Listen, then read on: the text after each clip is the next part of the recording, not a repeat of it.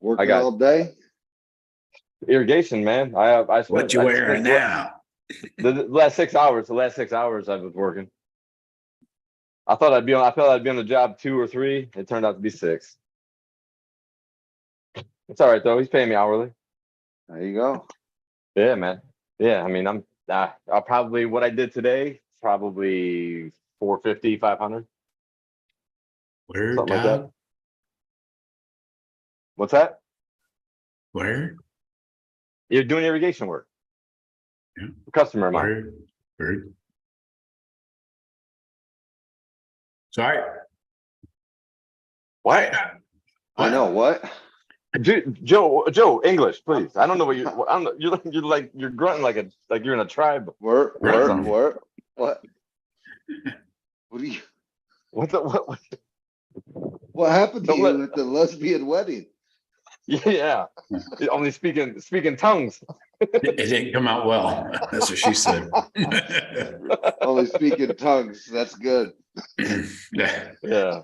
Yeah. It was very tongue central. The bad roster, huh? Just a poor roster. Nearly got fooled into some trickeration. Oh, Yeah, I've been down that road before. You're the tallest person here. You're not a fucking girl. Hey, I gotta hear that story. We'll do like an overtime. I wish I had photos because A late night pod. I bet many a man has been fooled by this person. And Same person? Oh, she's from the Orlando area. So Jeff, maybe little oopsies. No, I don't fuck with no bras taller than me, bro. Just kidding. No. Yeah, but anyway, there was a chick at that club Crowbar down in Miami, down South Beach. Oh yeah. I didn't realize she said, "I'll buy you a drink," and I'm like, "Cool." I sat down at the bar, and it was, it took me about a minute or two to realize it was a dude. They can She got have us through the line rooms. fast. Yeah, well, me and you, Harper and Chris got stuck. That's fine. Shawn, me and Joe got picked by the bouncer to move into the club, and Harper and my old roommate, they got denied. So me and Joe got to go in, and they didn't. With the training. With training. You gotta say with training. Yeah, with training. Which training. I'm not above. I'm not above. Training in tow. Have a tranny will travel. Yeah. Get you through the front door. That's all that matters, right? So what games you guys enjoy this weekend? You got to start with Oregon, Washington, right? Oh, bro. That's a great game. That's a great game. That was a great fucking game. I had, you saw me I was going 3 wide last night watching UNC Trounce fucking Miami, but the USC Notre Dame game, music to my fucking eyeballs. That was nice. Oh my God. I can't believe that shit, man. I'm shocked. I took SC with the 3 on the road. I thought that Caleb Williams, who would have guessed that he would throw 3 interceptions and then his teammates would chip in a couple fumbles. They said he's never thrown 3 in a game ever. He threw 3 in the first half. The tape is out. The tape is out on you just bum rush him. You just got to I mean, exactly right. They fixed it. Unless it's a real outside shot, they just ruined any chance of getting the playoff because of his 3 picks. I think whoever sent that the other night, I think he lost the Heisman in that game. Yeah, oh, I would say so. He couldn't have won it in that game, but he lost it.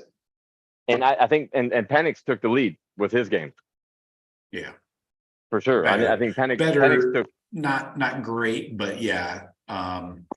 Just a lack of options, I would say, at this point, but we're still only halfway through the year. Oh yeah. Basically. Oh yeah. I mean, if Michigan, depending on how we do, Penn State does and Michigan does against the 3 of us, one of those quarterbacks, or, I mean, if that's all still to be decided in the Big Ten. They, any of those guys can make a move. JJ McCarthy's got a lot of momentum at the start of the year. If he starts balling out, destroys Penn State, and then, performs good against us, he's got to beat us. But, there could be a lot of hype building for him if he keeps, putting up numbers. Anybody, Oklahoma, I mean, But but Penix is in the lead for sure. Notre Dame, they got over on some really short drives. 2 plays, 12 yards to start off the game, 4 plays. This is a punt. Field goal was 8 plays, 48. Then a 3 and out. They come back 1 play, 2 yards for a touchdown. That's after an INT. Then after an INT, they go 5 plays, 50 yards, and more of the same in the second half. I mean, things didn't really change much. The 99-yard kick return helped. Another coaching blunder I got to point out by Marcus Freeman. Everybody tells me he's a good coach, but another coaching blunder at the end of the half didn't end up costing them whatsoever. But they did give USC a field goal on a dumb timeout. Yep. But it was 24-3. So, and I heard the guys last night. I don't know if it was Jack Collinsworth or the other dude. But somebody was saying, and look at Al Golden. Al Golden had the polo with the glasses on. He's like, what a great coach, coaching this defense. Look at this defensive performance. I mean, like 2 weeks or 2-3 weeks ago, Al Golden, get his ass out of here. What are we doing? Notre Dame fans are just going crazy on him. Was it his fault or Marcus's fault? Marcus covered Washington for him, I think. was under fire. Joe was hating on Freeman just last week. I still am. He just pulled out a fucking big time win against USC. In his second year, they schemed him up. Just fucking handled the fucking Heisman boy, and Freeman ain't in no trouble. No, I never said he was in trouble. I just asked if the question, is he a good coach? I mean, USC is not a powerhouse on both sides of the ball. They got a good quarterback that makes a lot of plays on his own. They don't have much else around him, and that defense is obviously a problem. Notre Dame just down put to the last 48. second. Right. They did not put 48 on us, Shawn. Come on. And we didn't put 48 on them. I mean, I don't even know what this, looking at different games and trying to cross-analyze shit. I don't get all the Marcus Freeman hate. I don't get it. It's not hate. It's just a lack of, I would say, convincing for a second-year coach who has never been a head coach before. Excellent defensive coach. I've always given him that praise, but I've always questioned. I thought Notre Dame played us. I don't care about any of the other games. I think Notre Dame played us better both this year and last year than I expected them to. So to me, that's Marcus Freeman doing a good job. I mean, all right. I agree with you, Shawn. I agreed. This year I was a little more worried because of Hartman. But last year I was surprised that it was as a competitive as it was. I thought it was, let's go back to the scores. What did we predict? I guarantee I had a cover, and I was thinking probably a double-digit victory. But the spread was bigger last year too, because us having Stroud. Oh, I'm sure. And at home. Who's the best rookie quarterback in the NFL, by the way? If you're checking on Buckeyes in the league. I'd have to Google that. I don't know what you're talking about. Okay. Just threw his first pick. Broke the record. So what else were we looking at? So Oregon, Washington, that was a tight one. Oregon took the lead there. Let's talk about the blunder, the coaching decision to not punt deep and not punt it deep and go for it on 4th and 6. At like midfield, right? That's tough. Yeah. I mean, it's a 4th and 6, and they run a 7-yard out. The guy was sitting on it. The guys are sitting at the first down marker. I mean, I don't know. That's just to give Penix half the field with his weapons. It's not like they were stopping him all day. I was really let down by that Oregon defense. I thought they were better than that, man. I feel like those teams were both trying to give that game away. They were both trying to lose it. Right. The secondaries were weak.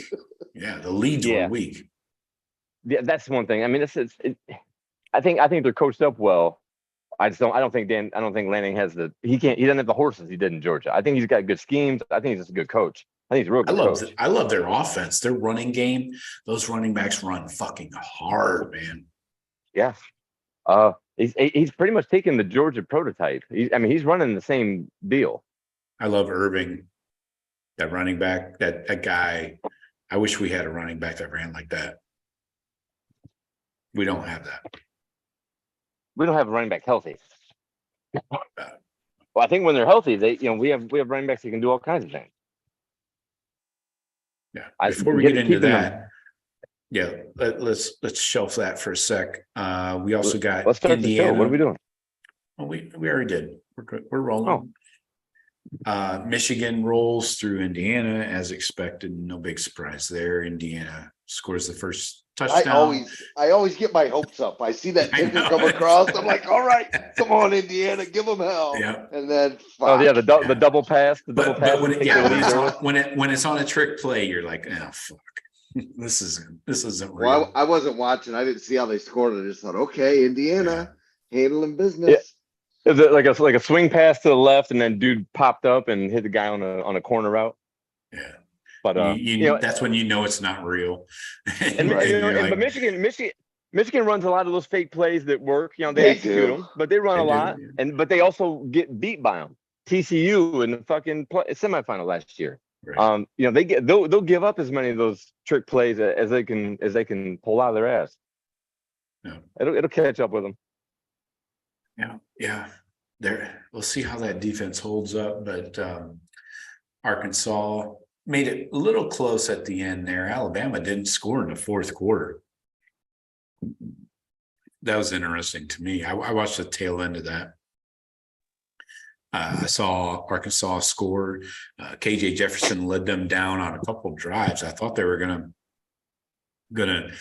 get it back and do something with it, but they never did late in the game. But Alabama obviously is not the same Alabama when they don't have a quarterback. I tell you what, though, when that dude Milroe, when he makes a touchdown pass or just makes a big throw, he lets everybody know that he's what capability he does have. He just doesn't. Right. He's not able to do it all the time, but he loves to show that he's the man. With his 50% completion percentage. But that 50% of the time, he's strutting like a motherfucker. That's one game. 50% of the time, it works every time. Right. I did not see a minute of that game. I saw the score pass, and I was like, "Whoa!" KJ Jefferson, I think, is a good quarterback. He has no talent out there. He had that Treylon Burks that plays for the fucking Titans now, but he doesn't have any talent. Any weapons.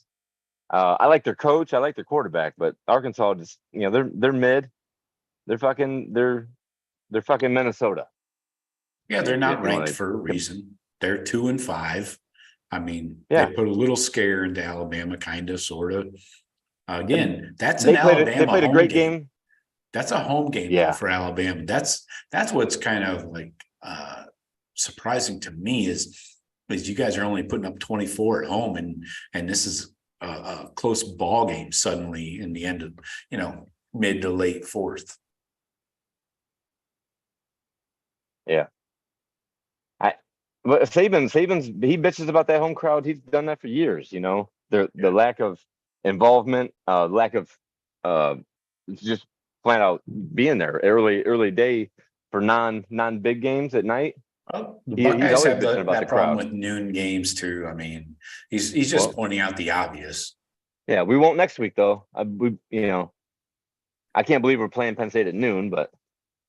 Well, Alabama will find out who the fraud is there because Alabama, Tennessee are going to be lining up, and another home game for Bama. Yeah, who's the fraud? I like one game I would not have picked this past weekend was Tennessee A&M. I didn't like the number. I didn't know which way. I wouldn't have known which way to go because I think both of them could have shit the bed. It could have been a 9-6 game. Wouldn't surprise me. I saw stuff on social media. I should have taken a screenshot of it. Somebody on, I think it was Instagram, said Jimbo fired. They posted a photo and the text that Jimbo was fired. That didn't happen. I don't know if they were a little jumping the gun there or just assuming, but he's definitely on the hot seat from what Bruce Feldman says over there at Fox. That's a lot of buyout. That's a big ass buyout, dude. 75, 76 mil, something like that. Yeah, 70, high 70s. Yeah. Yeah. So Jimbo's like, I'll go OC somewhere else. It don't matter to me. Give me my 75. I'll walk. You're saying it too slow. You got to say it like twice as fast. That was too slow. I got ranches. He talks fast. He talks really fast. He does. Says let nothing. me say something about Nick Saban there. Yeah, that's enough. That's my limited Jimbo. My limited Jimbo, but that's a big ass number. I know they got Texas. They got Texas. It's still that high. I mean, how long's he been there? Yeah. Dude, it was a $98 million contract or $100 million contract. I feel like he's been there for 5-6 years. But they plugged in that buyout, that heavy buyout.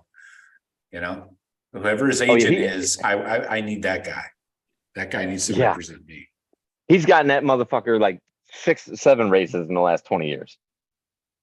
It's probably Trace Armstrong. He's Urban's agent. All the big coaches. Yeah. I remember Trace Armstrong when he played for the Bears. He was terrible. First round draft pick, DN, mid. He was average. Got a good law degree, apparently. He found his fucking calling. Because he's like the kingmaker in college football coaches. He assembles these coaching staffs too. He doesn't just get the head coaches their jobs. He helps them get their staff together, like Herb's staff. He's the one that got him Tom Herman, Chris Ash, all those guys. Probably Shiano for the guy knows football. I mean, the guy knows football, which helps. He's not just a lawyer that watched football. Helps that he represents everybody. You're right. It's a big operation he's got going. Good for him. Yeah. All right, so Jeff, you think we should bring in our good friend? Yeah, where the fuck is Tyvus at? Where is he? Let me talk to my man. Hi, my name is Tyvus Powell, former Ohio State Buckeye and national champion DB. Welcome to the Buckeye Cast. These guys was born and bred in the Buckeye State, and they like to talk Buckeye football and drink bourbon. Subscribe to the show. Now pour up a drink and pull up a stool. Here's your host, Joe Warwick. Get him, Joe. Appreciate you, Tyvus. My man. All right. So any other national games you guys want to cover before we hop into this Buckeye game? Well, that epic meltdown, I went to bed. I'm like, all right, Colorado completely dominating Stanford. I'm like, what? How did that happen? I so missed that game. I did not watch 1 minute of that game Friday night, dude. I'm pissed at myself for missing that. I would have loved to just watch the meltdown. Well, you'd have turned it off just like me. It was like, oh, this is no contest. I mean, this game's over. So it was like 28-29, nothing at half. And 29. That's why I turned it off. The dude from Stanford, I've never heard of. He had like 8 catches for like 260 some yards or something like that. Something like outrageously crazy. Unbelievable. I heard Deion's comments after the game. You guys got to find out if they love the game or like the game. Because if you love it, you care about it. And all this, went into this fucking diatribe or whatever. He is starting to get a little goofy, and with the gold headset, and it's like, all right, Deion, come on, man, is this a clown show or? And I love Deion, but we've talked about his trademarks, right? How many trademarks he's applied for? Come on. Pump the brakes a bit, Deion. Yeah, always the selling. ABC, always be selling, Shawn. That's closing. If you spell it with a C, it's selling. Selling liquor, ABC. Yeah. Speaking of liquor, what are you guys drinking tonight?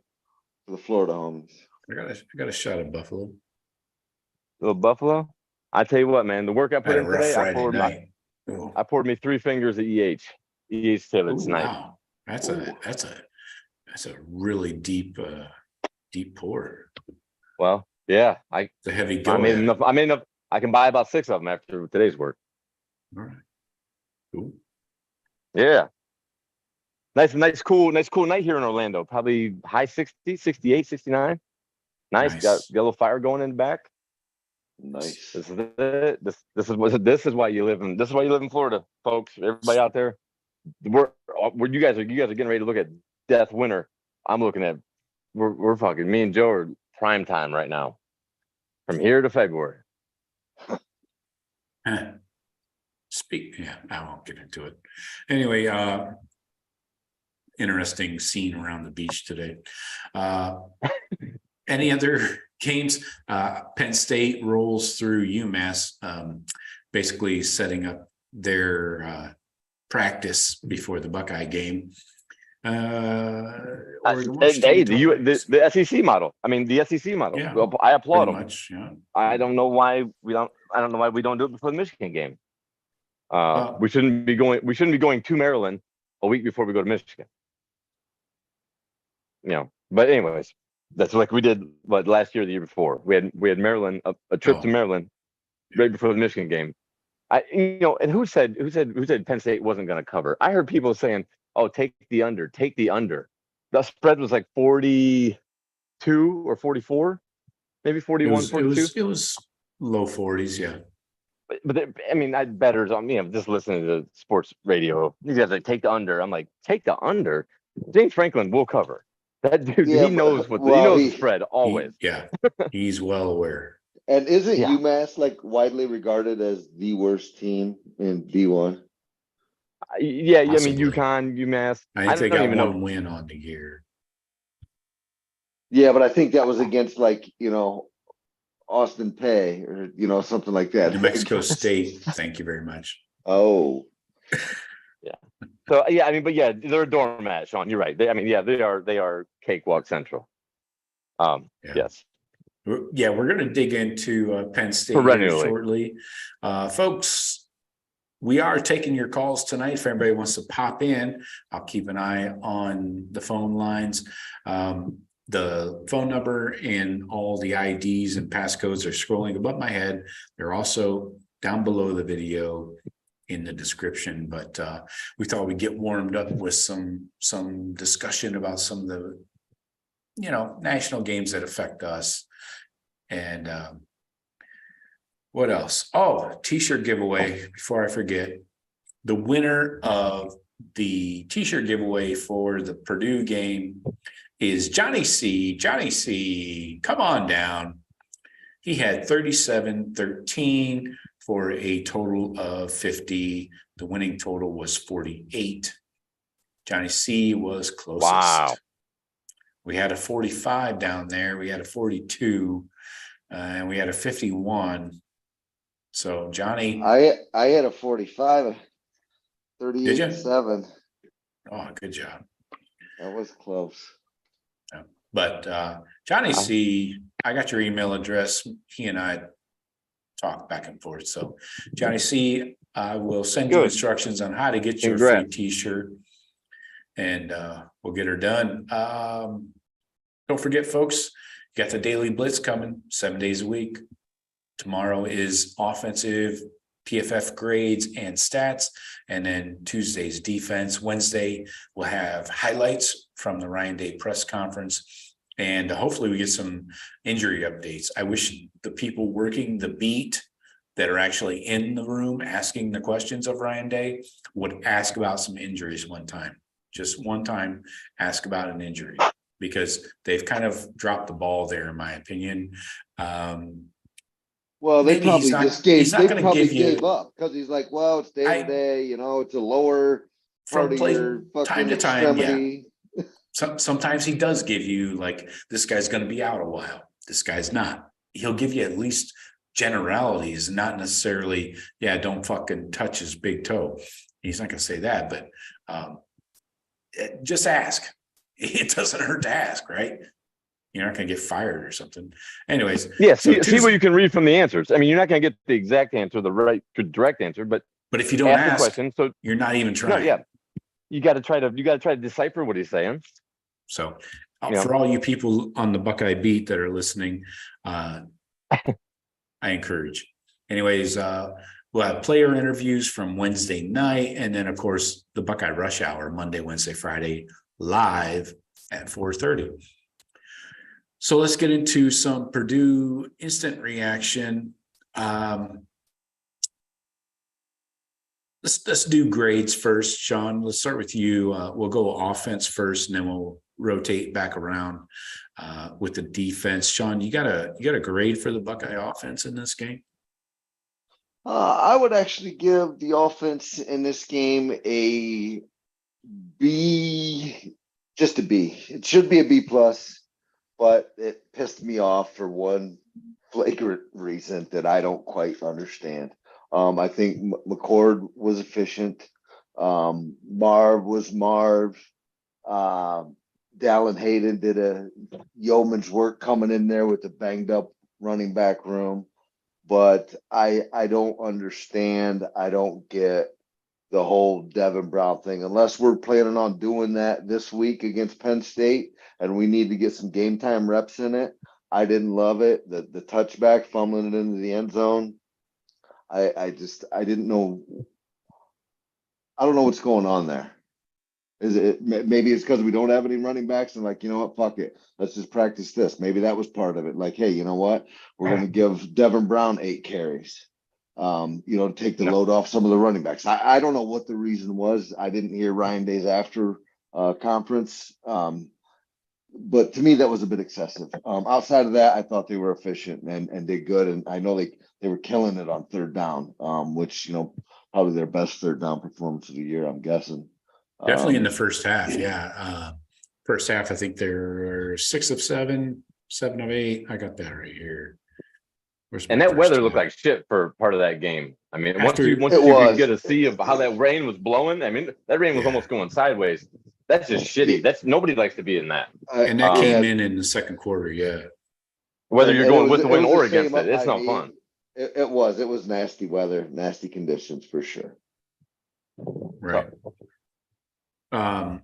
Yeah, it was 6 of 7 in the first half on thirds.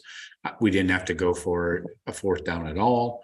269 total yardage, 133, 136 passing and rushing, and the 1 turnover. So, Shawn, you had a B for the offense? Yeah. All right. A B. I thought it was efficient, good running game. Back kind of in order. I just, again, the Devin Brown thing brings it down for me a little bit. Okay. Jeff, what do you got for the offense? I'm close to you. Like, thinking back with the game, and plus it was a nightmare with Peacock. Had a lot of interruptions. That was the worst broadcast I've ever seen. Oh my gosh! And what with no instant replays? Do we not have instant replay? Yeah.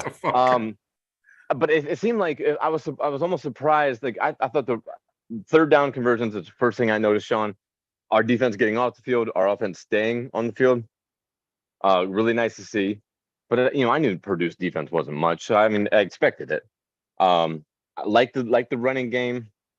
Marv was Marv, but Marv did have a couple of drops, which uncharacteristic, right in his hands. I'm with you with the Devin Brown when they first showed it. The first time in the red zone, I was like, I don't know why we're showing it yet, against them. But I liked it when you brought him out the second time and give the defense the exact same look. They know the shit's coming. There's nothing else he's doing. He almost threw a pick six. He's got to be able to. If you're going to bring him in packages like that, red zone packages or whatever, you got to be able to show multiple things. You can't just run the same direct snap. Because it's so obvious. It's more obvious than when JT Barrett was 3rd and 2 with JT. I mean, and everybody knew he was running, but he's just it's like he's just catching it and going. What's his face that we had for a minute? That's the Martell package right there. Yeah, the Martell. No, I want to forget about that. I was going to ask you guys how you felt about the Tatham package.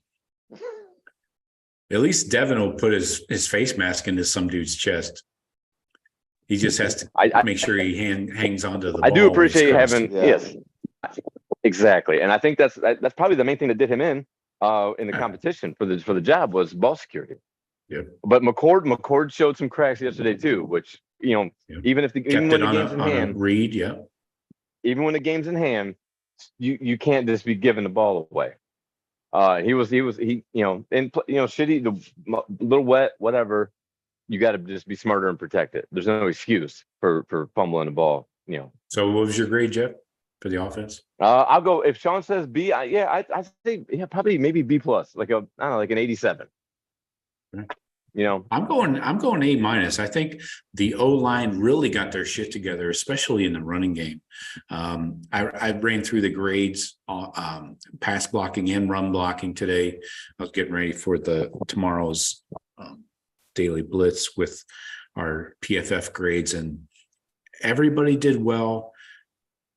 Pass blocking, run blocking, but Donovan Jackson still is night and day different. Like I'm talking 20% different. Like I'm talking a 65 to 85 difference, pass to run to pass, whatever it is. I don't understand it. How does that work? You're great against the run or with the run, but you're terrible in pass. I can't explain it. But anyways, I'm going A- just because my main focus was on that O-line and the running game. And we got to get into a real conversation here while we're in the middle of our grades of Dalton Hayden is the best running back on this team. Fight me. Whoa. I don't know about that. I think he ran hard. He looked good. But I'm not taking away the crown from Travion just yet. And yeah, go ahead. Yeah, finish on. Go ahead. No, that's really all I'm saying on it. But I don't not like him. I'll tell you that. Well, you could say it's fool's gold. You're going against a Purdue team.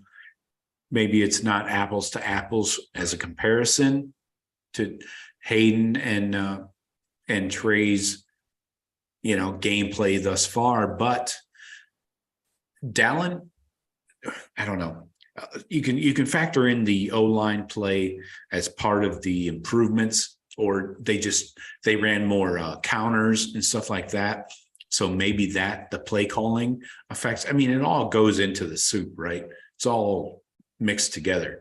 But Hayden has a way of being patient back there, letting the blocks set up. And when he sees that crease, he fucking hits it, Sometimes, a lot of times, actually, I think Trey just goes.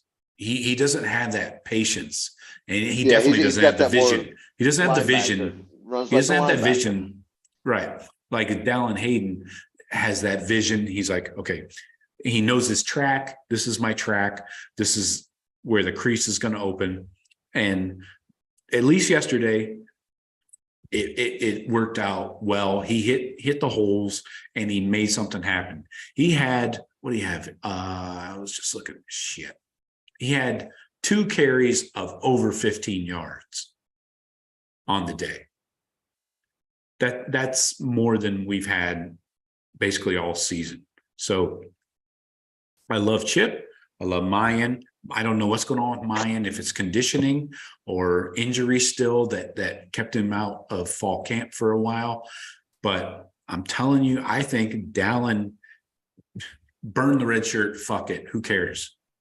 You really think Dallin's going to be here 5 years anyways? I mean, and Mayan and Trey are leaving. So he's going to, yeah, can I give my 2 bits on Hayden here? Yeah, this is the Dallin Hayden redshirt combo. Joe, I won't say he's the best. Because I mean, what's the best? Is it with the most talent or the most productive? Or I'd say this for sure, hands down, he is definitely the most dependable. Anytime we've needed Dallin Hayden, he's shown up. That Maryland game, like 147 on like 18 carries, $150. And Saturday. We needed him. Chip got, possible concussion or whatever, kept him out. Dallin just steps right in. He'll perform, I think, against anybody, anytime. I think you're right. I do love his running style. But you said he had 2 carries over 15, but Trey can go for 60. Yeah, right. But you don't know how many 2s and 3s you got to live with before that 60 comes. Availability is the better when the running backs, availability is the best ability, just like the old NFL saying is. And Dallin Hayden's always available. He's always there. Seems like a really good kid. He had a lot of chances to leave. I'm sure there's a lot of schools looking at him. He's going to have especially even back home more Penn after State. this year. Yeah, but with I don't know. Mayan and Trey are both going to be leaving. So why would he? He's going to be. And Mine, Trey, all and three of them Trey are and gone. them. I mean, are all Trey gone. could come back, but I'm expecting all three of them to be gone. You also Dallin's got gonna be two looking at freshmen coming the in. tailback. You got at two the Ohio stud State. freshmen Well, I coming don't in know. Why that the are fuck- top. Who's where could he? We got You think? a top Do you think 100 Dallin and a Hayden gives a top fuck about 150 freshmen guy. coming in?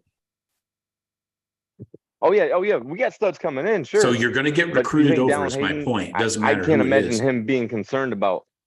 Oh, these good freshmen are coming in. It's not like. I mean, he's performs. Yeah, And I think the think coaches if I'm Dallin Hayden, really depend on him. Really if I'm have a lot of Dallin confidence Hayden, in him. They just wanted to. I'm looking at it like next year. This is my gig. I mean, that's if I'm Dallin Hayden, that's my mindset. I don't know how it wouldn't be. Now if I'm That's what I'm Evan thinking. Pryor, Why would he if leave? I'm Evan No one. Pryor, I might start thinking, well, maybe I need to go find a place to get some reps in. But yeah, I think Dallin's the man next year. Maybe he does get passed up by these younger studs at some point, but not coming in, he's not going to. I mean, unless they're that special. And So the question is, does he burn the red shirt though? Because he's already played in 2 games. yeah, I would. Yeah. Herb never cared about the red shirt. If you're that good, red shirts don't matter. Okay. And dependability. Like who says we all knew this before the season. Trey and Mayan both aren't playing 12 games regular season. They've already shown both of them are breaking down already. Yeah, you burn the fucking thing. What if Chip's got a concussion and they're gonna sit Chip next week? So you have coming off an injury Trey, hopefully. And Mayan, who knows? Dallin could be looking at worst number 2 on a depth chart going into fucking Penn State. Burn that fucking red shirt, yeah. Especially with 2 stud freshmen coming in, right? I think we needed 5 running backs last year. We needed 5 last year. I plan on needing at least 4 this year. I think you have to at least share time with Trey and Dallin. Mayan, this week. Maybe you mix in you chip in a few carries with Mayan, and if Chip can go, yeah. But still, we haven't seen a lot from Mayan. Chip ran well before he got dinged up today or yesterday. Yeah. But I think Dallin and Trey is a great split to have, 15 carries each or whatever, then a handful for everybody else. Maybe it's just a number, but I think Dallin Hayden reminds me of just a big Michael Wiley. I know they're both for 5 for you Buckeye fans old enough like us to be from the 90s of an age. Michael Wiley was a dog. He played for the Cowboys in the league. He made the league for a couple of years. And they're both number 5, but he's like a bigger version of him. But yeah, you're right, Joe. How he has the patience, and he's got the size. He's explosive. It's not we haven't seen him get a breakaway run and then get caught. But how his breakaway speed is like Zeke had versus JK, but yeah, he definitely deserves touches. I don't think that Richard even comes into play at this point because it's just one more example of him showing you he's available and will always perform. They had it last year, but then he came back. First time he ever got real carries. First game he got real active. Here's the only thing you have to consider is if he is considering transferring, does Ryan Day consult the kid at all? Like, hey, I know you want to save some eligibility because you might be leaving here or something like that. Is that a consideration? I think his dad is managing that. You mean regarding to whether to redshirt him or not, or just to talk to him about transferring or not? Shawn. Yeah, I know. I'm just trying to think through it. I'm just trying to think through it live. Like Ryan Day wouldn't give a shit. If we need to win football games, you're playing, kids. No. Oh yeah, and I think it would be a weird circumstance for a kid to want the red shirt. You know, he wants to run the ball. He got a taste of it last year. He knows he can run for 150 for the Ohio State University. Why the fuck wouldn't he want more opportunities? No, but I mean, you are talking about getting down to if I've played in 4 games and there's 1 game left or something like that, and would I want to play in it? If I'm needed, then yeah, damn right. But just to play in it, nah. Why? Well, that was Ryan Day's point this week in the press conference back on Tuesday. He said the plan was to redshirt Dallin this year. They've already talked to him about it, and everything is good. That was before this weekend. So I mean, and I'm sure he was more than happy to step in there. I mean, look at because he knew he knows he can run.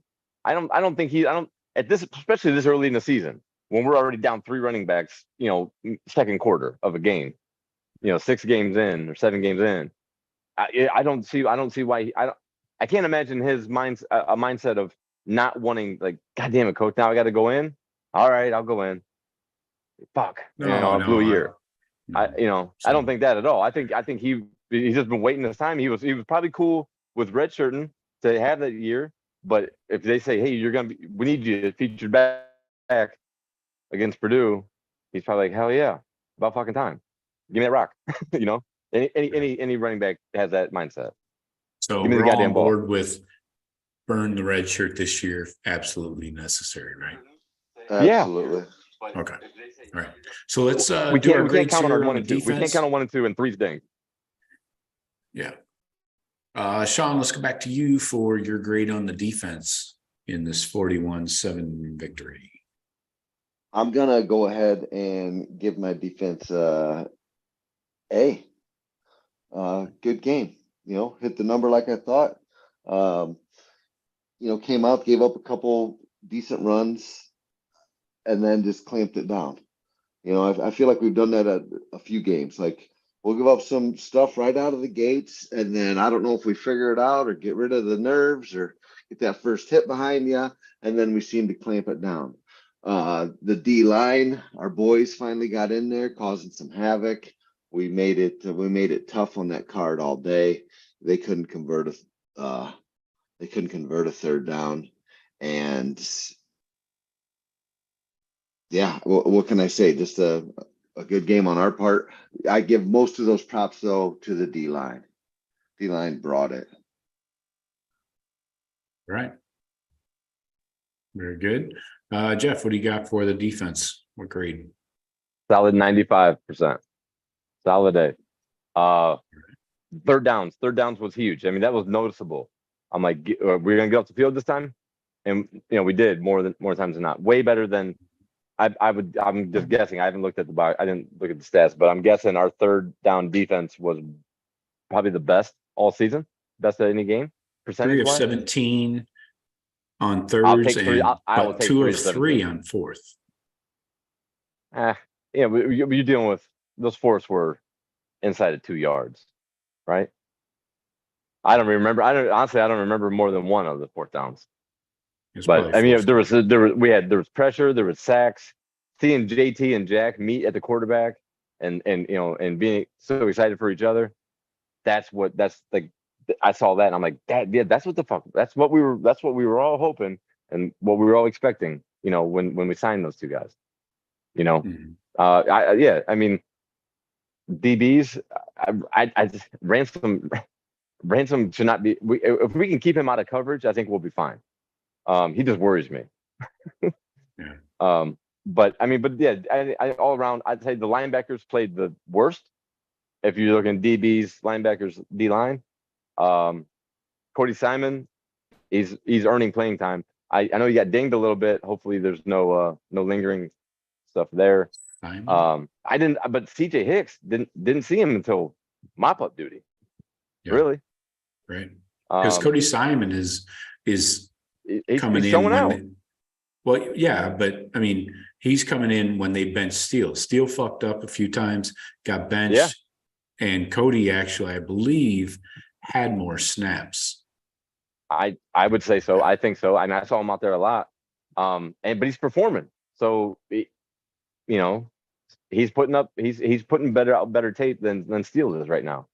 I still like Steele, but yeah, some of those when the linemen are getting to that next level, he's kind of getting lost in the mesh, and running backs are cutting right off of him. He's not attacking and blowing up that hole and making the running back move.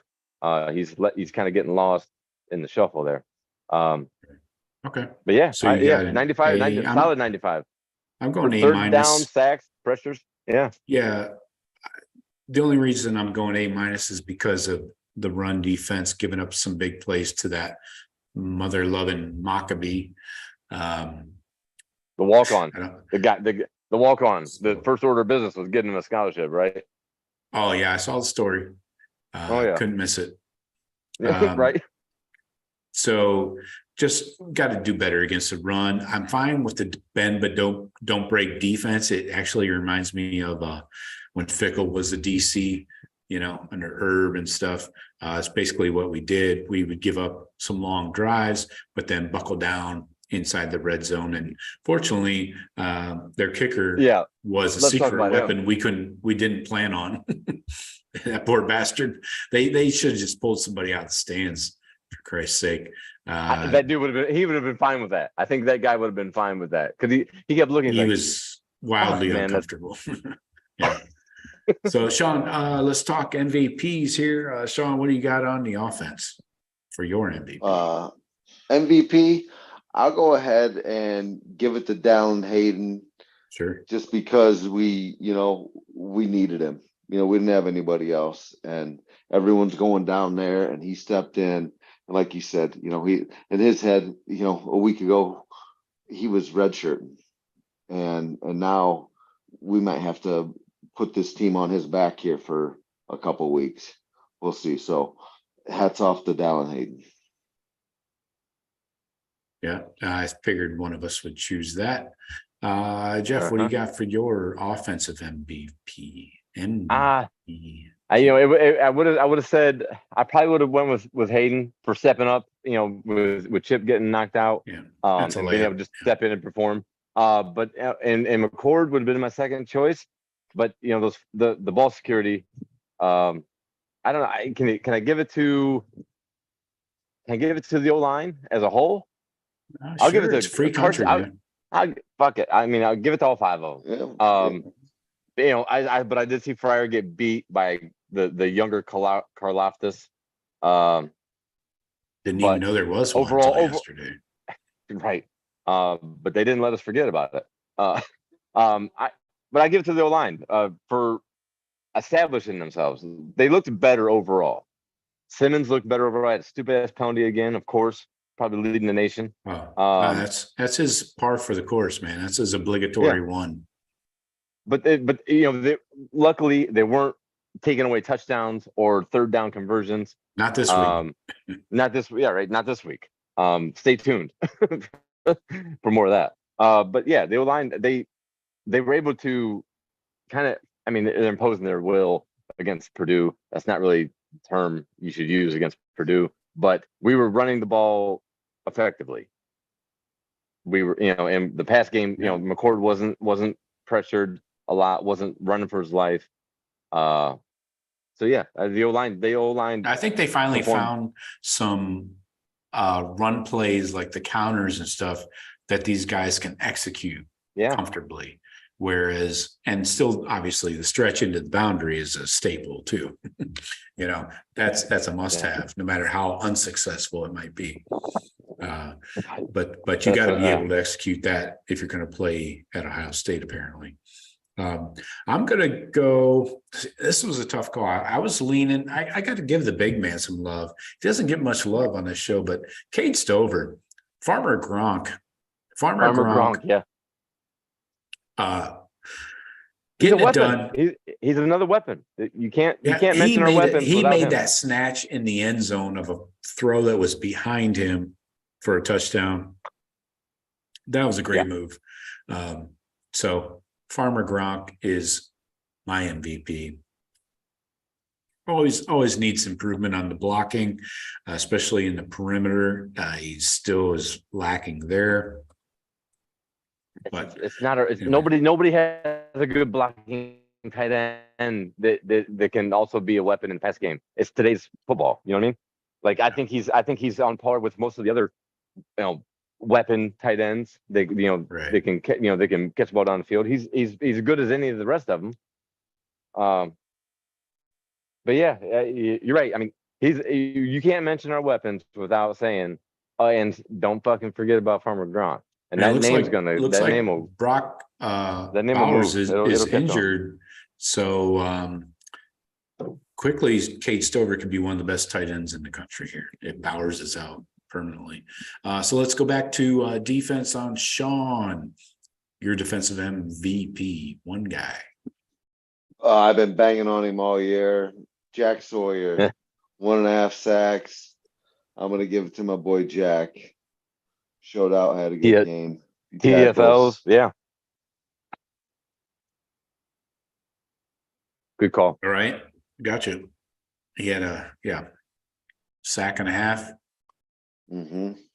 Jeff, what do you got? Well, I'll go Tyleek Williams. Yeah. I'll go Tyleek. that's Tyleek a was win. he knocked down passes at the line of scrimmage, getting pressures, tackles for loss. When you see a D lineman and you remember a D lineman, flashing, that's an impact. I mean, he was, and you didn't get a bunch of the replays. I did get a lot of pauses though, like when right on the snap, it would freeze, so I could see kind of like the pass patterns, and I could see like the first 2 steps from everybody.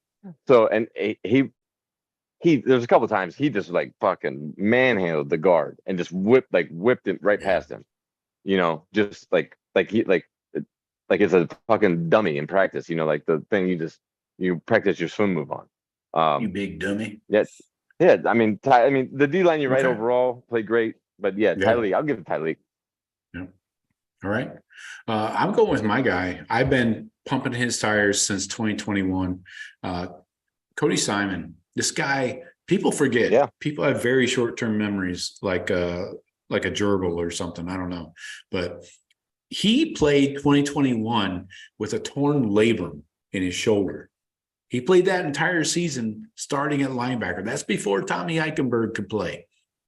Cody Simon played middle linebacker with a torn labrum, had the surgery before the Rose Bowl in 2021. That's the one where, CJ Stover had to play linebacker. Yeah. Marv went off. Yeah. Stover had to move to linebacker. We had no depth at linebacker behind Cody. Yeah. So I've been a big fan of Cody Simon, and he's in his 4th year now. So Cody Simon's my guy, and he's getting the job done where maybe others are not at that linebacker position. So anyways, and he's also cock blocking CJ Hicks. So sorry for all the people with the deep love for CJ Hicks. I love him too, but Cody Simon's getting it done on the field. So anyway, let's see. I think that about wraps up. Tape. He's showing it on tape. Yeah, that wraps up the Purdue shit. Let's take a quick break here and go back to the chat. Oh, I gotta fucking blow my nose. Oh, cocksucker. All right, let's roll back here. Oh, I'm gonna sneeze. All right, live. Checking on the chat. Billy was first in the chat. What's up, Billy? Good to see you. Jeremiah says, "Hey Joe, how about those Buckeyes?" Yeah, feeling good, Jeremiah. Yo. Billy says Lincoln Riley's stable of QBs all did well this weekend. Williams, 3 picks. Hurts, 3 picks. Mayfield, 6 points. All right. What's up, Tyrone? Good to see you. Kyler with the rehab. There you go. Yeah. Tack it on. He makes great Heisman winning quarterbacks. What do they do after that? Still to be determined. Billy says Freeman just needs experience. Well, he's lucky to have a head coaching job where he can gain that experience at a Power 5 school. Most people don't get that right out of the gates. Billy says Lanning texted Cristobal from the sideline for advice on that fourth down. That was I don't know. I could go either way on that. Billy says, good Jimbo impression, Jeff. Yeah. I'll work on it. I'll give you something better next time. Tyrone also mentioned CJ had his first interception after 177 pass attempts. Pretty good until he has 5 more, like in the next 5 attempts. Hey, let him back to a victory today. CJ looks good in the pros. Yeah, let him back 20-13, beat the Saints. Yeah. Steven Cherry's in here. He says that he loves it. There he is, Mad Dog. Ryan Day is pissed off and chews out the players and coaches when necessary. Yeah, he motherfucked Josh Simmons when he came off the field. He also tore into Tony Alford when I think Hayden missed a pass protection or something. I forget. But yeah, he definitely was not shy about that. He got in McCord a little bit too. Oh, a couple times at least that we caught on camera. Yeah. I like the fire too. I like the fire.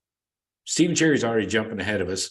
We haven't gotten to the Penn State talk, but Stephen says Drew Aller rarely goes deep. A lot of dink and dunk stuff. Buckeyes 40-24 over Penn State. Ooh. And he's predicting that they will move up to number 2 in the polls. Now, I think that's the more risky prediction because who knows what these AP voters are thinking. If we do a 40-20, real quick, we do a 40-24 on Penn State. I don't know. What does Michigan? It depends on what Michigan does that same day. I don't care. Michigan State. I don't care. Michigan State. But if they struggle and it's a fourth quarter game and Michigan squeaks one out and we do that to Penn State, maybe we do jump them. But it'll take that. It would take that. Maybe Michigan State can muster up some courage and play them tough at least. I don't know. They did win, right? But none of it matters because if they're 2 and we're 3, we're gonna play each other. So I don't give a fuck if we jump to 2 or not. The AP poll means nothing in the world of college football. It's just a hood ornament. It means nothing until we get to the college football playoff committee. None of it means. So it doesn't matter if we're 2 or 3. I mean, I will not. Like I said, I laid out the example it would take for us to do that. I don't mind being 3 right now.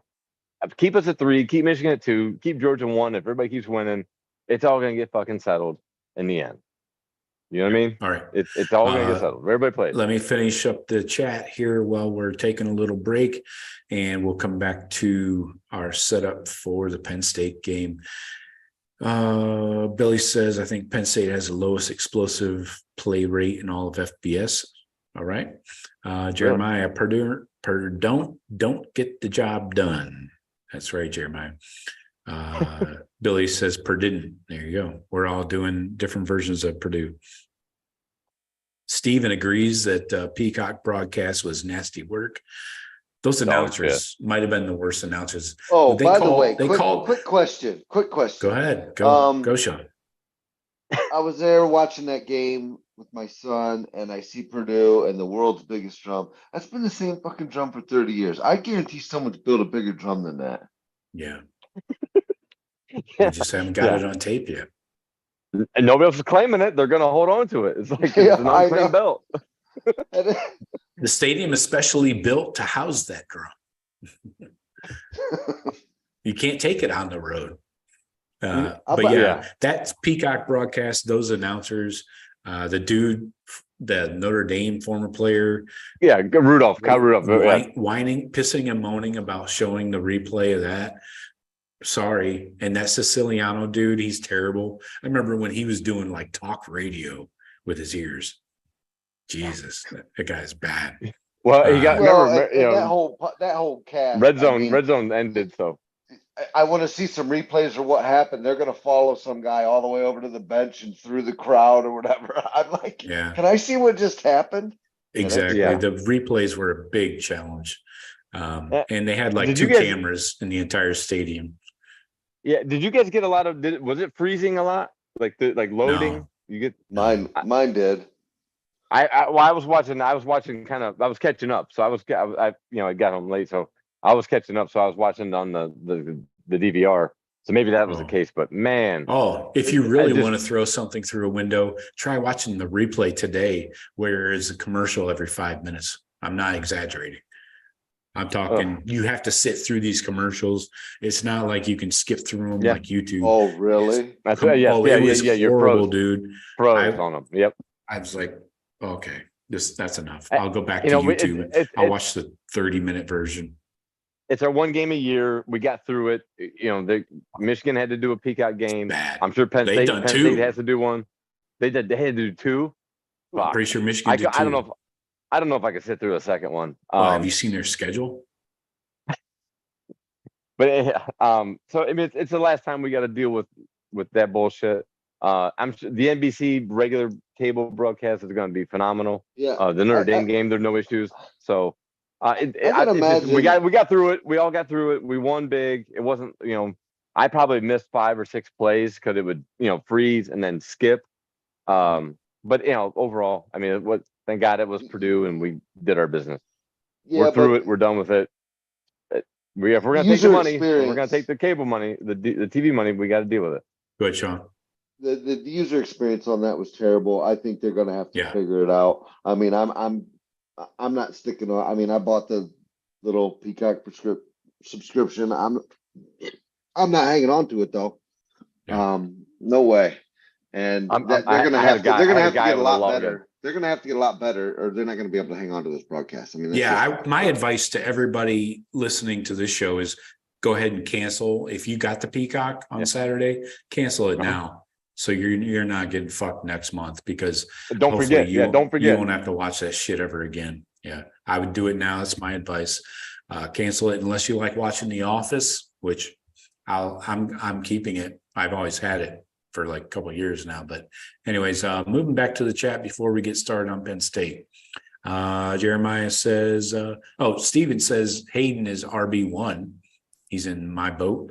Jeremiah says, if Hayden gets the job done, keep giving him the football. Well, we don't have a crystal ball to tell that. So I would say, yes, if he does keep getting the job done, he will get the football. Billy says, even if we burn his red shirt, we could still be here through 25. Yes, he could. How many running backs stay in college for 5 years that are NFL worthy is my point. Jeremiah says, Joe must be drinking something good. Always am. Josh says, how about the Browns with DeJuan Jones? Good job, Browns. You got DeJuan Jones. I don't know what to say about that. Josh, they beat the 49ers today, but says, where'd that come from? Our offense is better than Penn State for sure. And this is the first really true hard road game for Drew Allen. Probably true. All true. Yep. True. We're going to get into all of that in just a second. Tyrone says, nice to see some of those young wide receivers. Yes. Tate and Ennis getting it done. Big plays. Josh says, I think we need to have Tate and Ennis on the field in this game. See how they're going to defend all of them, spread them out, and then run. Well, you're not going to put Marv on the bench very often, except in the fourth quarter of a blowout. And if you're not going to put a Mecca on the bench unless he's hurt. So, yes, they will get their chances in a blowout. They're not just going to suddenly, start the game. Anyway, Billy says, great first catch for Ennis. Yes, first catch of his career. All he does is catch touchdowns. And average 58 yards a catch. Hey, he might ask for the red shirt now, Beck. Hey, go ahead and red shirt me. I'll go ahead and sit on this year. Switch direction. One for 58 in 6. Come on. Yeah. But that's a big confidence builder for a kid that hasn't gotten a lot of playing time, who had a big name, big rating coming into school, to have that play. It's a big confidence boost on the road. Making a big catch like that, regardless. I like how he stopped. He stopped like on a dime. Everybody blew right by him, and he continued on into the end zone. And he looks thicker than I thought he was. Oh, he's 200 pounds, man. That's why he's in the slot. I tell you what, nobody has slot receivers like we do. And the NFL teams don't have slot receivers the size of ours. 6 foot, 200 you know what I mean? pounds.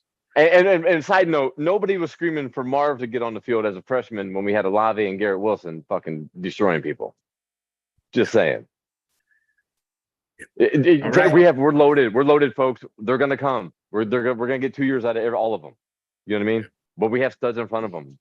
Just wait. Just enjoy what we get from them, and just think we get 2 more years of them. Just like Marv, just like Emeka, and everybody down the line. Well, I think between the two, they're gonna, with the Mecca getting dinged up. I mean, Marv takes some shots. I can't believe how resilient he's been all year and not missing He's a little more tough as time. shit, man. He That's is. another scouts are one. drooling They over him. mutilated Carnell Tate's name on that fucking broadcast. They called him like Martell Tate or Carnell. They mixed in Tate Martell and Carnell Tate. Totally mutilated his name. It's like, what the fuck? What year is this? And they fucked up like, I don't care. It doesn't matter. Let's talk Penn State. We're done. We got a big nooner. We're done. Fuck Peacock. Yes, big nooner. On Fox, big news, Scarlet out in the shoe. Buckeyes have won 6 straight against the Knits. Last win for Penn State and Columbus was 2011. Been a little while. This is 2023, folks. We all know that year. That was the fickle year. Yeah. Yeah, we were a mess that year. Yeah. Braxton was a freshman. We were without our four starting offensive players. Anyways, James Franklin, 10th year, still making amazing in-game decisions, and I applaud him for it. Not too many people could hold down a job for 10 years with those horrific decisions he makes in game. But anyways, 2022 record was 11-2, 7-2 in the Big Ten, Rose Bowl champs. This year so far, 6-0, 3-0 in the Big Ten. I should point out though, number one defense. Propping up, I'll get there. Right. Propping up this 6-0 record is a 60th, 6-0 ranked strength of schedule. That's worse than Michigan, actually, slightly. I mean, we're talking bike tears. Anyways, so is this a real team or a phony team? Let's go look at their current opponents they've played so far. They beat up on West Virginia, Delaware, Illinois, who usually has a good defense, but Iowa, who does have a good defense, they beat Iowa 31-0. Northwestern 41-13, and then just beat up on UMass. It doesn't matter what the score was because that was over early. So is this a real team or a phony team? Yet to be determined, in my opinion. Just beating up on Iowa, the team that does not even field a working offense, it is not a sign of a real team to me. They are returning 65% of their overall production, 55% on offense, 75% on defense, which is somewhat surprising with all the dudes they lost to the NFL. So they're tied for 52nd in the country in their returning production overall. I should point out the blue chip ratio, and I'll go ahead and share this with you guys. Oh, where is it? Blue chip. Sorry. I have the blue chip ratio, which is your combination of 4 and 5 stars. Yeah, in the last 4 recruiting classes. Just want to point out the talent differential to remind everybody that though we play them closely every year, it seems like we actually out-talent them by 30%, 4 and 5 stars. Over here, 55-ish. We're over here at 85. All right. So just wanted to point that out because I want to remind everybody that we do have a lot more talent than Penn State. So let's kick it off here with their offense. The OC, Mike Yursich, came through Ohio State for a bit, cup of coffee. Apparently they have 8 starters back on offense. Phil Steele has their position ranked Quarterback 54th in the country, running back 3rd, wide receiver 34th, O-line 14th. These guys are more of a heavy run team. I would say 45 to 55% pass to run ratio. And, really Drew Aller is he's a game manager, I would call him. You guys agree with that? Jeff and Shawn? Yeah, I mean, I would agree with that, except, I mean, the guy's also thrown for 12 touchdowns too. But yeah, he's 0 picks. They say, hey, be careful with that ball. We've got the defense, we've got the running game. So I think they run the ball to set up the pass, where, we probably, we scare you a little bit more on the outside to set up our run. I think they're the opposite. They got the O-line. They got a stable of running backs. They got more than just one dude. Yeah, they're a handful in that running game. Drew Lar, he to me is the big question mark. Is he a true freshman? No, 2nd year. Okay. I don't know about him. Is he the real deal? But he played against that Iowa defense, and they scored 31 on them. That's impressive. Remember the Iowa offense. Remember the Iowa offense was they're the worst enemy of the Iowa defense.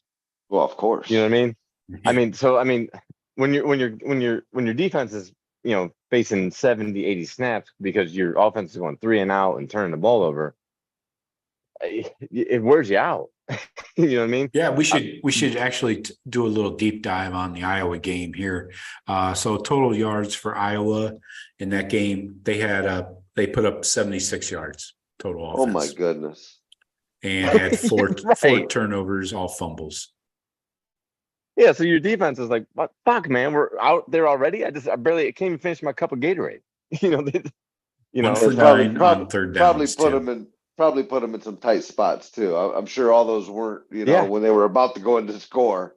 Yeah. No, with After a 76 yards total offense. After a 10-play drive. Yeah. Yep. Yeah, I'm not a mathematician, but it doesn't sound good. And I watched part of that game. I saw glimpses of that game. But it was dog shit. We just knew it was dog shit. Were you held by gunpoint? It's hard to watch anything Iowa. I Gosh. peeked in. Yeah. I was peeking in and out just to see, because I knew Iowa's defense was good. So I was like, well, I'm going to see what Penn State's offense could do against them. But then I never saw Iowa's offense ever. When I would flip on, Yeah. I always saw Penn State on offense constantly. Yeah, they're protecting him. I mean, Franklin almost says as much. He had a real funny reaction to a teleconference call. Yeah, I saw You that. can tell it was over the front. Yeah, okay, you know what I'm talking about. And he's like, why? No, we don't just tell him to throw deep just for sake of throwing deep, because the Penn State people were asking him like, why are we not deep. trusting this kid? Why let's kind of like, they were trying to get at like, let's open it up. Let's see what this guy can do. Let's try to, show something else besides the run game. They got studs, so I get it why they're running. The running backs are better than the receivers, but I don't know. We need to put a lot of pressure on him this week and see how he can handle pressure in a pressure situation. Just being, the game, and stuff. Right. We'll get to that. So I think we need to. Yep. Go ahead. So receivers, this what's his name? Lambert Smith. Yeah. He's leading the team here. 400 yards, not even close between him and the second guy. The second guy in receiving is a tight end, Theo Johnson. Then Harrison Wallace, Tyler Warren, Nicholas Singleton. So if you're looking at receiving yards, Dante Cephas, the transfer they got from Kent State, actually only has 100 yards total on 7 catches. So really not doing a lot. Then, of course, the running backs chip in a little, but nothing worth noting here other than Singleton with the 100 yards. So receiving yards, Lambert Smith is the guy, but we all know, we've seen a secondary receiver always kind of hurt us when we play Penn State. So, and Wisconsin too. They always gotta. So Right. So we got to keep an eye on that. But then running game, leading the way, Katron Allen with 372. Nicholas Singleton is basically a mirror image. He's averaging, or he has 362 total yardage. These guys are 4.8, 4.1 yards per carry guys. Singleton does have 6 touchdowns, Allen 3. Allen does have 2 fumbles, so maybe a little apt to cough it up. And then if you're looking at yards after contact, I always like to look at that. So when they get wrapped up, do they break through and keep moving? Katron Allen, 2.85 of yards after contact. Lambert Smith, 0. And well, he's a receiver, duh. And Singleton, 2.89. So 2.89, 2.85. Allen and Singleton are pretty much mirror images again. Force missed tackles. Both these guys have 13. So they'll make you miss. And then breakaway runs over 15 yards. Katron Allen 5, Singleton 3. So these guys are making plays. Allen does have 2 drops. So again, seems like Katron Allen has the less reliable hands, 2 fumbles and 2 drops in the receiving category. I always like Singleton more as a prospect than Allen anyways. And without even knowing those numbers at all. I really haven't watched much Penn State at all this year. Because none of their games are close. They're playing Yeah, a right. garbage I mean, schedule. I'm like, yeah, I'm looking like, well, that's why I peeked in on the Iowa game because it was the closest competition that they had. But I just from last year, I always thought at Singleton, he just looked like the better back, just overall potential and everything. Mhm. But I think we're going to see we'll see a lot of Singleton. They're going to run the ball. They're going to try to run the ball on us for sure. They're not going to change their game plan. So we'll get a taste of both of them. Yeah, looking at the O-line here, pass blocking and run blocking. Olu Fashanu, he's second in the country in Power 5 anyways, of 69 Power 5 teams. Nice. He's graded a 93.4 in pass blocking. That's fucking legit. He could have gone to the NFL last year and probably been a first rounder. They said he's a top pick. Him and Alt from Notre Dame are the 2 top linemen They're off the board for sure. And there's a dude from Houston actually in front of them. But Ace those down. 2 are the 2 of the top 3. And then you got Caden Wallace. He's a tackle, number 73. He's graded out at a 76. So he's in the top 100 in the country in Power 5 at least in pass blocking. Run blocking now. Fashanu is not up as high as you might think. The center, Hunter Norzad, is the highest ranked Penn State guy in run blocking, 70.7. And then Olu is down here at 67.8 in run blocking, still top 100 in Power 5. I mean, it's not like he sucks ass, but then you got another guard here. I'm not even going to attempt this last name, but we'll just call him Ione. 60 grading out of 66. He's the guard, number 71. I owe me a pronunciation on that. Yeah, that's the best I got. That's it. Those guys are in your top 200 in Power 5.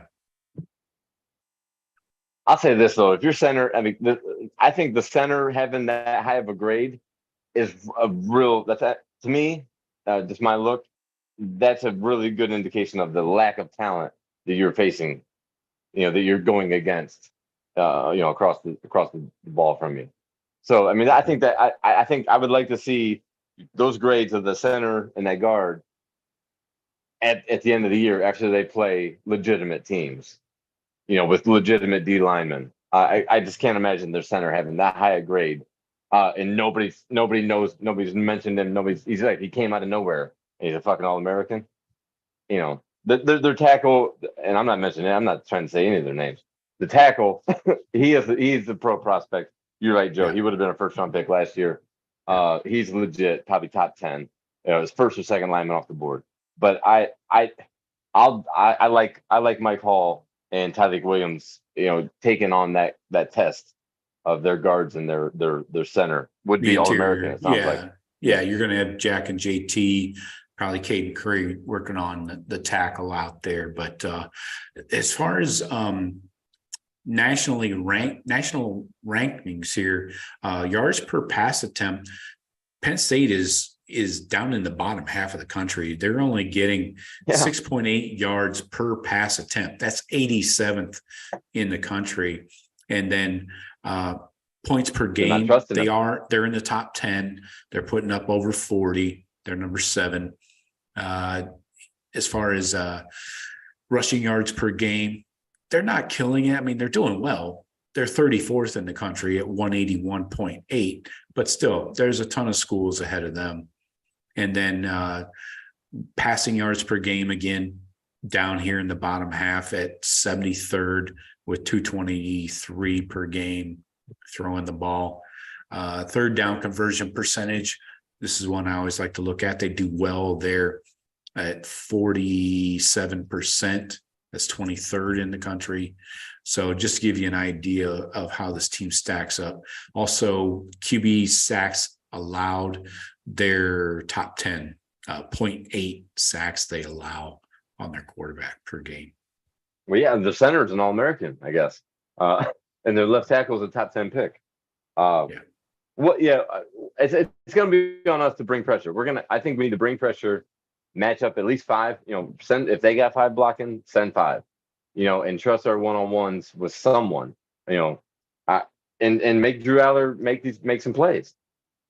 They don't trust him. The stats just reiterated what we've kind of been saying about how they feel towards Aller and why they're not pushing the ball down the field. Their average yard pass attempt, they're protected. They don't trust him. Like they're not giving him the offense like McCord.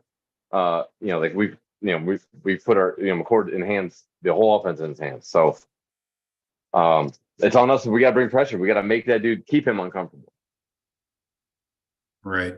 It might take more than our 4. Our 4 were great against Purdue, but we might need to be bringing 5 and 6. Just crowd the line, bull rush him. You saw what happened to Caleb Williams. People constantly in his face. Make that O-line show us that they're All-Americans and top picks. We really got to bring a test to them. Right. All right. So talking about the defense here, Mario, what's his name? Mario Diaz, is that his name? Sure. Manny. Man, my bad. I was thinking of I was thinking of the video game. Anyways, defense has a bunch of dudes back. Phil Steele has their D-line ranked 3rd in the country, linebackers 4th in the country, and DBs number 1 in the country. So looking at this defense nationally, let's start with points per game. They're 2nd in the country, right behind Michigan, and we're right behind them at 3rd. Penn State allows 8.2 points per game. We're at 10.2. And then you got rushing yards per game allowed 67.4. That is 2nd in the country. Passing yards per game allowed, number 1 in the country, 137. Penn State getting it done on every side of the ball. Wow. Number 1 in passing and number 2 in rushing. Yep. And the number 1 in points allowed. I mean, they're legit the number 1 defense in the country. Yeah. Third down conversions, they're 9th with 29%. Seems good. Sacks per game, 2nd in the country with 4.6 sacks. Damn. That's a lot of sacks. So that's what we're staring at. Yeah, their defense is legit. And you're right, Joe. It's crazy that Phil Steele has their DBs as had preseason #1 in the country, and they had 2 in the pros. I think a first and a second rounder. Yeah, I mean we knew their defense was legit. They have that's what their talent is. That's their starters are what keep them even anywhere close to us. They don't have the depth, nearly nowhere close to depth that we do going through the roster. But their starters, yeah, they have pros every year. They put a lot of pros in the league. A lot of guys are legit players. But again, you do have to go back to their schedule and look at the Iowas on their schedule where they allowed 76 yards, I mean, Iowa and UMass, and West and Virginia, Illinois. Delaware, Illinois, not exactly a juggernaut on offense. No. Northwestern. No. So it's like, again, is this fool's gold, fake or phony kind of, Well, we know they have talent. We know the players. Their best defensive players, we know them from recruiting. They do have a handful. I say, 4 or 5 top line studs. Now that's what, if one of those guys gets dinged, gets tired, comes out, the guy coming in for them is not anywhere near what they are. But they have guys, if they're all guys are all balling out in the game, they have guys that make plays, just like every year at Penn State. They always have pros. They have a few. We have a lot more. They don't have pros. The stud behind the pros. on their defense is Adisa Isaac. He's an edge rusher. He's got 6 sacks. He's one of the best in the country. Against the schedule that he plays, right? I think their linebackers are great. I think their linebackers are the best part of their team, or the best part of that. Their secondary's sick, even without what's his name? Porter. I mean, these Joe guys, Porter. These guys are legit everywhere. This is Jair a good Brown. D, and I mean, you can't. I mean, I understand they've played a bunch of garbage, but I don't care who you're playing. We're wearing yards allowed. I mean, the numbers that they're putting up is what's their total yards per game allowed? Less than 200? Yeah. I mean, I don't care who you play. That's hard to do. Yeah, and it's really hard to do in blowouts when people are trying to throw it and you got a lot of garbage time in games. Yeah. To my point, Shawn, you're right. I mean, their defense. We know their defense is legit. And they're showing they're legit. They're doing what they're supposed to do, like Michigan is against their opponents. Exactly. They're playing dog shit, but they're treating the dog shit like it's supposed to be treated. Like it's dog shit. Like it's dog shit. You Archie stomp dog on it, shit. So their defense, like I said, their starting 11 is tough. We got to test. We got to get them. We got to get Pat. We can still move the ball on them. They haven't seen an offense nowhere near us. Their corners. We'll find out how good those corners are against Marv and Emeka and Stover. Get Stover on one of them linebackers in coverage. They're great against the run, but put them in bad spots. Get these linebackers out and drop in cover 2 and stuff, and work the middle of the field. Do you have an update on that, Joe? Are we gonna have Emeka? No, I don't have an update. Probably not till Tuesday. Mm-hmm. I will say that'll be vague. It'll probably be game time. Yeah, they're going to sandbag that one. But judging by the PFF coverage grades, there is nobody from Penn State in the top 200 of Power 5 in coverage grades alone, and I'm going by 150 snaps minimum.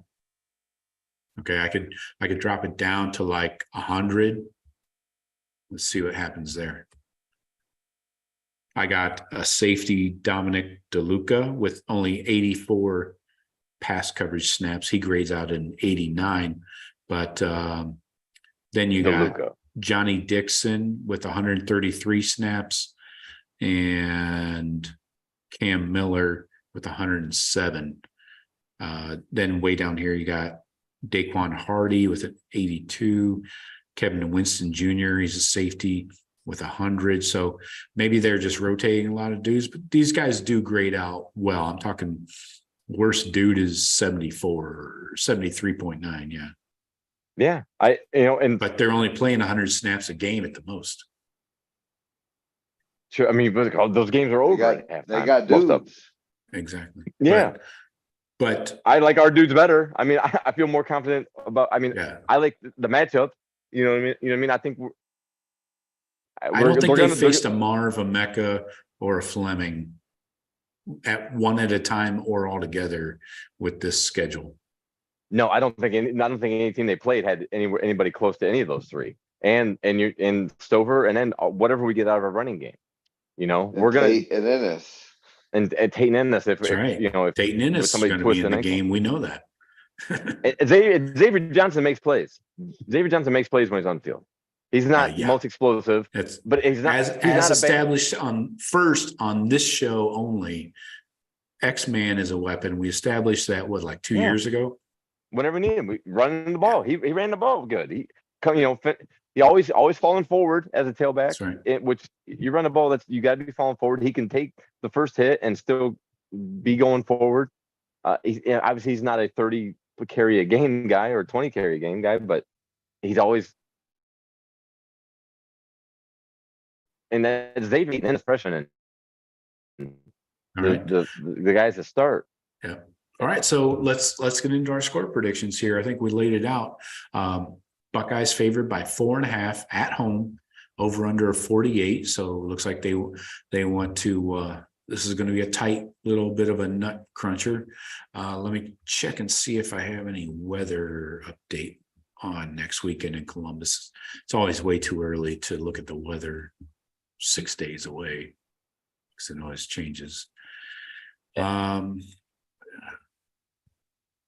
See daily. No, you fucking ads. It seems like I got 54 of a high, 60% chance of rain. I was Okay. just gonna say, Shawn. I got 58. I got 55% precipitation. UV of 2. Will that matter? I doubt it. I got a 9er. It seems like you guys up north there have wind. gotten a lot more rain later. Oh, that was aggressive. You can yeah. So it's gonna be damn, probably similar to the Purdue game. Similar type weather, if I had to guess, right? It says mostly might cloudy with a passing shower. So yeah, you're gonna get some wet. I mean, this should not. Nothing should inhibit passing games. I mean, All right, Shawn, we're coming to you. What are we looking for here? Minus score? 4.5, over under 48. What do you think? I was just looking at my preseason score, and I'm gonna tame that down a little bit. My preseason You went score. aggressive, huh? I did. I didn't even know my I had a preseason high score. I don't scoring remember. game. I got my sheet here. I had 42-35. We're just gonna notch everybody down a little bit. We're Yeah. gonna go 35-24. Buckeyes. Okay, 35. So what? 24. Cover in the over. Okay, expecting the Buckeye defense to give up some points. Okay. All right, Jeff. I what do. you got? I mean, I think you're talking about high quality teams on both sides of the ball. The games are meant for offenses to score, and Right. so yeah, I think there'll be some numbers. Okay. You can expand upon that if you'd like. Thought I just did. No. Asshole. Ah, Go ahead, Jeff. hey, Shawn, you said 35-24. The first number Mhm. that popped in my head was 35-25. It's an odd score, but I just thought it might be an odd game. A second thought though, I'm gonna bring both offenses down a little bit. I'm gonna say, ooh, 27-17. I like it. Joe scared me when he started talking about the defenses, and these are two really good defenses. I may have overshot myself. Yeah, I think I like your score, Jeff. I don't. I say I think it's a fourth quarter game. I think our starters are playing to the end. I think we make a big play. To kind of get up to 10, to strengthen that lead, and I think we make plays on defense when Alder's trying to scramble and late game. them driving, trying to get back in the game, mid fourth quarter, and we just make more plays than they do. What was your plan 27-17. Good 10 Covering the under, grand right? total. 30, 27-17? 30, 44 is my total. 30, yeah. 27-17. We win by 10. 27. What's it? Yeah. 27-17. Right. What's it? Well, I didn't hear the over under on the game. What, I don't know. I know the line's 4.5, but what was 48. the over under? 48. So we go under and cover. All right. So a little nut Little cruncher. undercover. All right. I love some crunchy nuts. I'm going 34-17. I think Buckeye offense Double them up. is able to move the ball, hopefully on the ground, and through the air, both somewhat balanced. We're not going to put up 500 yards total offense on these clowns, but I think if we can get a good balance in the running game from two running backs, not just living on one running back, I think we're in good shape there. In the defense, this Buckeye defense is getting it done, man.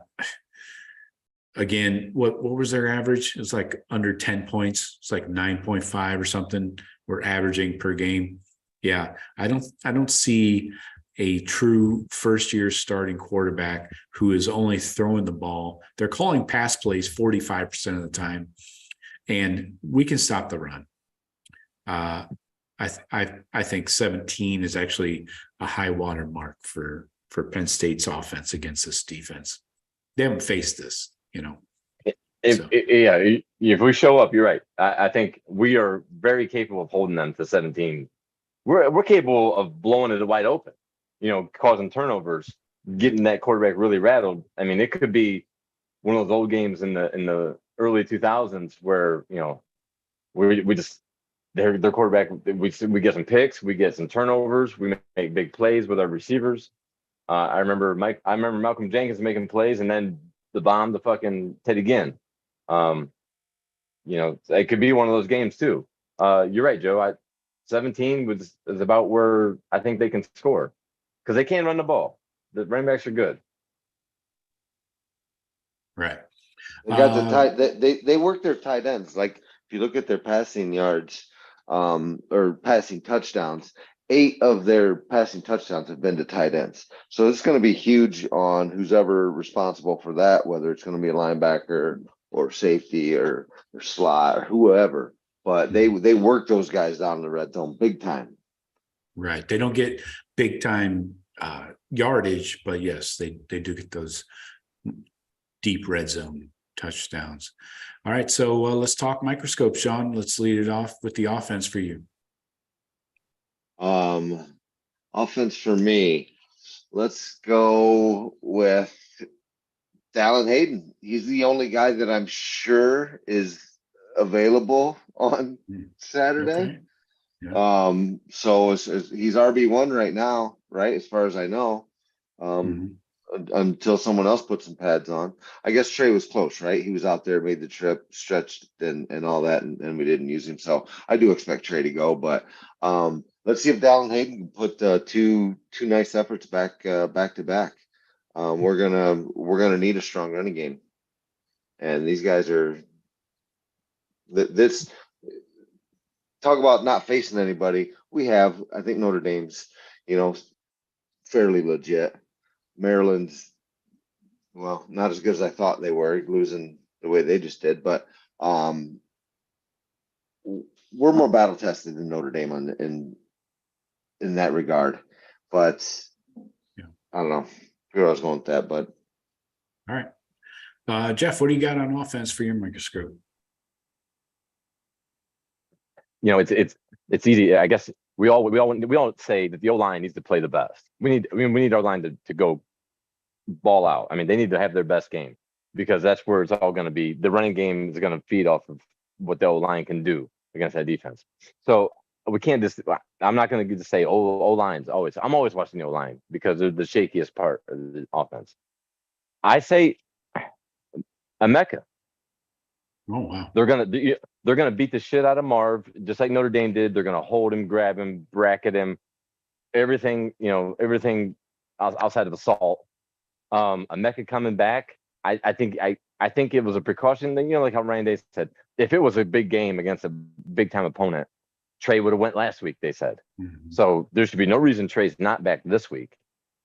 And the same thing, I think it's the same thing with Emeka. Let's get Emeka working on single coverage.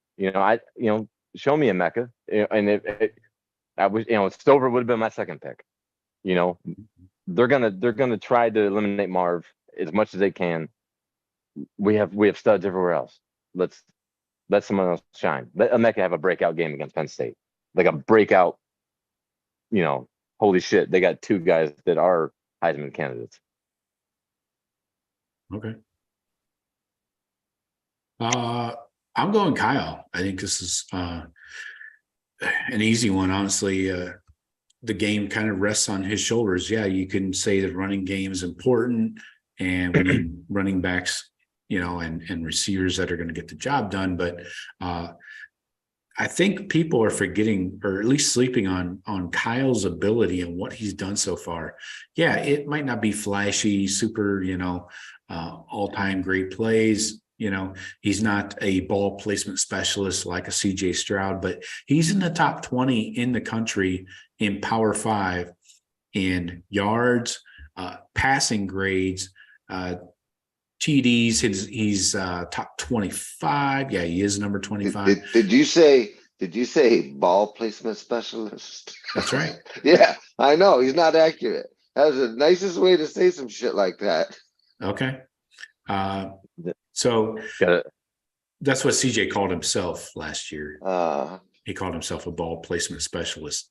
But anyways, I think people are underrating, or at least not really noticing, Kyle's qualities and how he ranks in the national landscape. So just kind of want to point that out in choosing him. And obviously this game is going to rest on his shoulders. So going Kyle. Shawn, let's go back to you for defense. Defense, you got the rookie or first year starting quarterback, Drew Alar.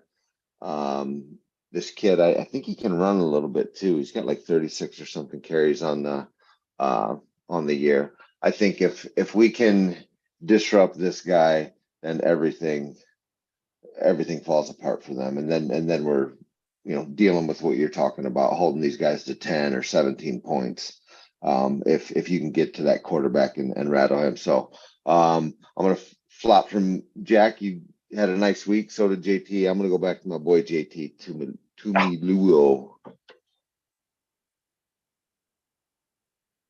to make it happen. JT. All right. Sounds good. Jeff, defense. Fucking drafting second in the fantasy pick, and I was picking JT. That's my whole call. Oh, you can have him. I got another guy really like too. JT. I got a guy too. I'm expecting JT to be that Penn State killer, like Joey Bosa was. Having another stand-down game. So you go JT.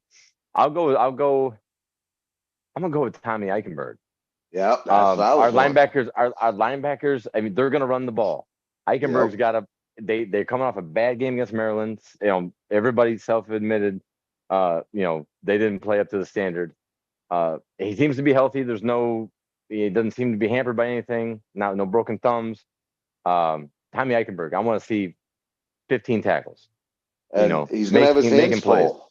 With if this center's so good, he's gonna be calling out the blocking and all of that.